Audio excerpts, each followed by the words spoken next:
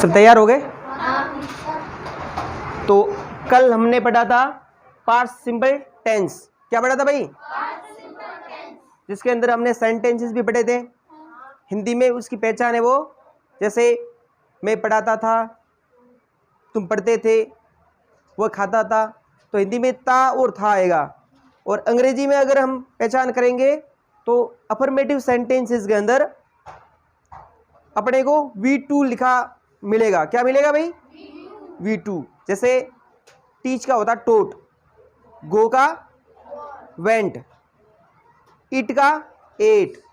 इस तरह के वर्ब के रूप मिलेंगे आपको अफर्मेटिव सेंटेंसेस के अंदर, और वो भी पास्ट सिंपल टेंस के अंदर। कौन से टेंस के अंदर? पास्ट सिंपल टेंस के अंदर अफर्मेटिव सेंटेंसेस के अंदर आपको V2 मिलेगा। या फिर V2 नहीं मिलेगा तो आपका क्या मिलेगा भाई? डिड मिलेगा। ठीक है ना? मैंने आपको कल बताया था कि डिड डू की सेकेंड फॉर्म है। डिड है वो डू की सेकेंड फॉर्म है, और अगर डू आएगा तो V2 नहीं आएगा। देखो मैंने अभी आपके सामने स्लेस भी लगाया है, या तो डिड आएगा या फिर V2। अब तुम सोच रहे हो सर नेगेटिव सेंटेंसेस के अंदर, नेगेटिव सेंटेंसेस होंगे ना, उसके अंदर क्या होगा आपको पता है? उसके अंदर डिड के साथ में अपन V1 लगाएंगे। क्या लगाएंगे? V1 लगाएंगे, है ना? V1 का यूज करेंगे। जैसे अपने सामने सेंटेंसेस है, मैं तुम्हें अंग्रेजी पढ़ाता था, मैं तुम्हें अंग्रेजी पढ़ाता था। तो इस सेंटेंसेस के अनुसार देखो ये कैसा सेंटेंसेस है भाई? अफर्मेटिव है। कैसे है? अफर्मेटिव है। AFFIRMATIVE अफर्मेटिव सेंटेंसेस है। तो मैं तुम्हें अंग्रेजी पढ़ाता था, तो इसका इंग्लिश में क्या होगा भाई? इसका इंग्लिश में होगा आई टॉट यू इंग्लिश। तो ये अफर्मेटिव सेंटेंसेस है जिसके अंदर आपको सेकंड फॉर्म देखने को मिल रही है। देखो अभी दिखाई नहीं दे रहा क्लियर, तो देख लो। सबसे पहले क्या लिखेंगे भाई? आई, और आई के साथ में अपना मेन वर्ब की सेकंड फॉर्म, जिसको हम इंग्लिश में बोलते हैं टीच को सेकंड फॉर्म क्या है? टीच की टोट। शाबाश।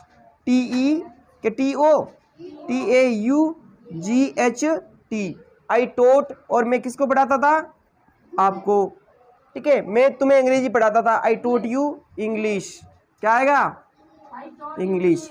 इसी प्रकार से वह क्रिकेट खेलता था, वह क्रिकेट खेलता था, तो इसका इंग्लिश में सेंटेंसेस कैसे बनेगा बताओ? He played.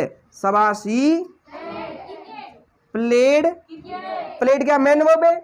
मेन वर्ब की कौन सी फॉर्म है ये? सेकेंड फॉर्म है। कौन सी है? Second. He played cricket. He played cricket. इसी प्रकार से हम अपना पाठ याद करते थे। We remembered our lesson. क्या आएगा भाई? वी। इसके साथ में क्या आएगा? याद करने को इंग्लिश में बोलते हैं रिवाइज करना या रिमेंबर करना। We remember. REMEMBER रिमेंबर यानी याद करना, और रिमेंबर यानी याद करते थे। वी रिमेंबर अवर लेसन, हमारे पाठों को अपन याद करते थे। सुरेंद्र विद्यालय में वॉलीबॉल खेल रहा था। अब देखो पास्ट सिंपल टेंस का वाक्य नहीं है, ये कौन से टेंस का वाक्य है भाई? ये है पास्ट कॉन्टिन्यूस टेंस का। कौन से टेंस का? हाँ, जिसके साथ में वाज और वर का यूज करते हैं अपना ना। तो सुरेंद्र विद्यालय में वॉलीबॉल खेल रहा था, तो Surendra was playing volleyball in the school. इस प्रकार से हमने कल दो टेंस पढ़े थे, एक तो पास्ट सिंपल टेंस और एक पास्ट कॉन्टिन्यूस टेंस। आगे की बात हम दूसरे टेंस के रूप में करते हैं। तो तीसरा टेंस कौन सा? आप देखो आगे, इनको मिटा दे। आगे वाला टेंस कौन सा है भाई? आगे वाला टेंस है पास्ट परफेक्ट टेंस। कौन सा टेंस है भाई? पास्ट परफेक्ट टेंस की जो हेल्पिंग वर्ब है, जिसको अपन हेड के नाम से जानते हैं। किसके नाम से? Head. Only one helping verb the past of. ठीक है ना? जो पास्ट टेंस, जो पास्ट परफेक्ट है, उसकी सिर्फ एक हेल्पिंग वर्ब है, जिसको अपन हेड के नाम से जानते हैं। किसके नाम से? हेड के। तो पास्ट परफेक्ट टेंस, इसके अंदर देखो, इस टेंस के अंदर कोई भी कार्य वो भूतकाल के अंदर कंप्लीट हो चुका था। जैसे मैंने तुम्हें पढ़ा लिया था, तो जो भी कार्य था वो भूतकाल के अंदर ही कंप्लीट हो चुका था। भूतकाल के अंदर ही शुरू हुआ और उसके अंदर ही कंप्लीट हो चुका था। परफेक्ट यानी क्या होता है? कंप्लीट। मैंने आपको उस दिन जो प्रेजेंट परफेक्ट टेंस बताया था तो उसमें बताया था कि जो परफेक्ट का मतलब क्या होता है, कंप्लीट, है ना। तो पास्ट परफेक्ट का मतलब भूतकाल के अंदर कोई भी कार्य शुरू हुआ और भूतकाल के अंदर ही खत्म हो गया। तो इस तरह से, और आगे हम इसी की हेल्पिंग वर्ब की बात करें तो कौन सी हेल्पिंग वर्ब है, हैड, HAD, और इसमें मेन वर्ब की कौन सी फॉर्म लगेगी, थर्ड फॉर्म लगेगी, शाबाश। तो इसका सेंटेंसेस दिखे तो इसका सेंटेंसेस क्या, देखो, जैसे वो अपना समय नष्ट नहीं, उसने अपना समय नष्ट नहीं किया, उसने, जैसे अगर हिंदी में लिखे तो उसने अपना समय नष्ट नहीं किया था, उसने अपना समय नष्ट नहीं किया था, नष्ट नहीं किया था। इसका आप इंग्लिश में ट्रांसलेशन करो, देखा जल्दी। देखो उसने को इंग्लिश में बोलते हैं सी, या फिर ही भी बोल सकते, आप क्या कह सकते हो, ही, सी या ही। फिर हेड, क्या आएगा, हेड। फिर नेक्स्ट को इंग्लिश में बोलते हैं वोस्ट, क्या बोलते हैं, वोस्ट की सेकंड फॉर्म वोस्टेड, सी हैड वोस्टेड। लेकिन इसमें तो क्या आएगा, नोट आएगा, क्या आएगा, नोट।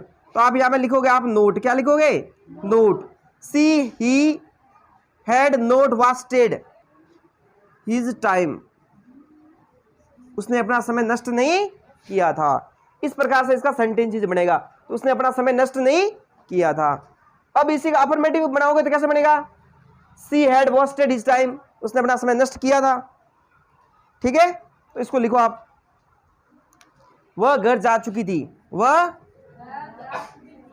घर जा चुकी थी, वह घर जा चुकी थी।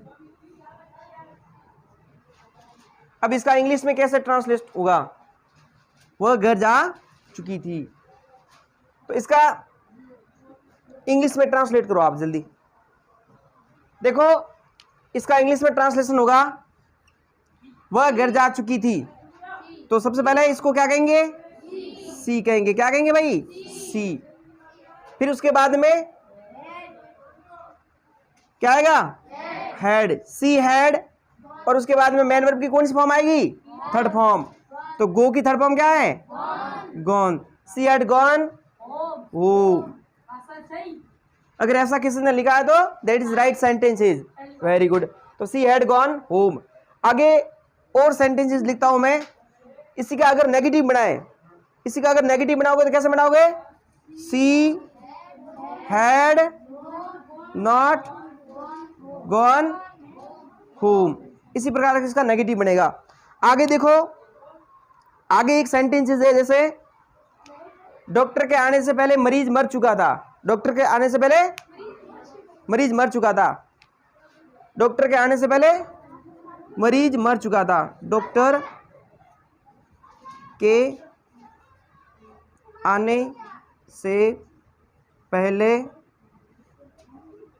मरीज मर चुका था, मर चुका था। आगे देखो, डॉक्टर के आने से पहले मरीज मर चुका था।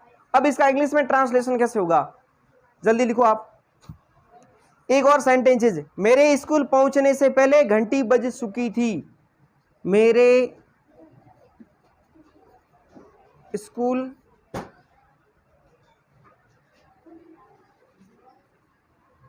पहुंचने से, मेरे स्कूल पहुंचने से पहले,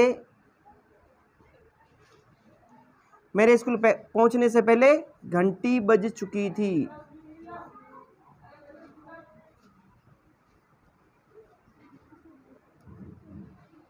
इसका इंग्लिश में ट्रांसलेट करो जल्दी।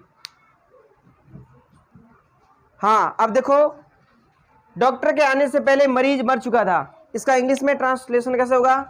सबसे पहले लिखेंगे डॉक्टर, क्या लिखेंगे, अब पहले डॉक्टर आया, पहले मरीज मरा था,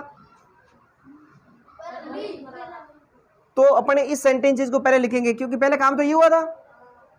तो सबसे पहले क्या लिखेंगे, द पेशेंट पेशेंट, इसके साथ में क्या आएगा, had, had died, the patient had died before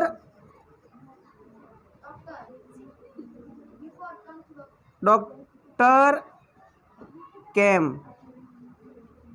इस तरह से इसका सेंटेंस बनेगा ना, the patient had died before doctor केम, यानी डॉक्टर के आने से पहले मरीज मर चुका था। द पेशेंट हैड डाइड यानी पेशेंट मर चुका था, बिफोर यानी पहले, डॉक्टर केम यानी डॉक्टर के आने से पहले जो पेशेंट है वो मर चुका था। आगे का जो सेंटेंस है वो मेरे स्कूल पहुंचने से पहले घंटी बज चुकी थी। मेरे स्कूल पहुंचने से पहले, अब घंटी पहले बजी थी या मैं पहुंचा था, घंटी पहले बजी थी, तो आप लिखोगे the bell rang, the bell had rang, ring rang rung है ना, रंग आएगा, the bell had rung before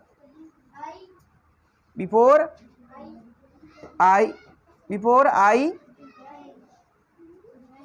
reached school. मेरे स्कूल पहुंचने से पहले घंटी बज चुकी थी। तो इस प्रकार के जो सेंटेंसेस होंगे वो पास्ट परफेक्ट टेंस के अंदर होंगे। तो ये था अपना पास्ट परफेक्ट टेंस। इसका एक और उदाहरण देखते हैं।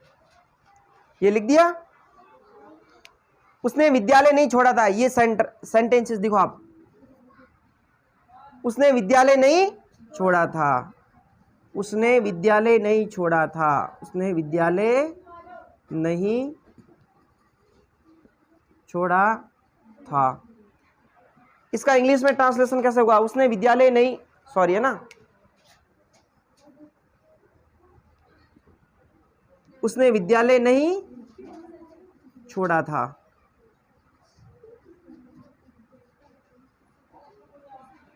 उसने विद्यालय नहीं छोड़ा था। तो इसमें भी काम कंप्लीट हो चुका है कि उसने विद्यालय अभी तक नहीं छोड़ा था ना। अब इसका इंग्लिश में ट्रांसलेशन कैसा होगा, उसने को इंग्लिश में बोलते हैं सी, सी के साथ में क्या आएगा, हैड, सी हैड नॉट, और लीव की सेकंड फॉर्म है लेफ्ट, थर्ड फॉर्म क्या है, LEFT। She had not left the school, उसने विद्यालय नहीं छोड़ा था। इस प्रकार के जो सेंटेंसेस है वो कौन से टेंस के अंदर है, पास्ट परफेक्ट टेंस के अंदर। आगे की ओर बढ़ते हैं हम। अब देखो उसने पाठ क्यों दोहराए थे, उसने पाठ क्यों दोहराए थे, उसने पाठ क्यों दोहराए थे। इस सेंटेंसेस को अपन देखें तो ये कैसा सेंटेंसेस है, इंटेरोगेटिव सेंटेंसेस है। कैसा है, इंटेरोगेटिव। अब देखो अगर किसी भी वाक्य के अंदर अगर क्यों आ जाए, क्या आ जाए, ठीक है ना, तो अपन क्या करेंगे, कुछ WH वर्ड को लिखेंगे। किसको लिखेंगे, WH वर्ड को। तो कईयों को इंग्लिश में बोलते हैं वाई, क्या बोलते हैं भाई। अब अपन लिखेंगे हेड, क्या लिखेंगे, हेड, पहले वाई फिर उसके बाद में हेड, वाई हेड, अब इसके बाद में ही, ठीक है, वाई हैड ही, दोहराने को इंग्लिश में बोलते हैं रिवाइज, क्या बोलते हैं, REVISED, revised. Why had he revised, उसने पाठ क्यों दोहराए थे ना, why had he revised lesson, sign of interrogation है ना। तो इस तरह का जो सेंटेंसेस बनेंगे वो प्रश्नवाचक वाक्य होंगे। ठीक है, आगे की बात हम कल करेंगे।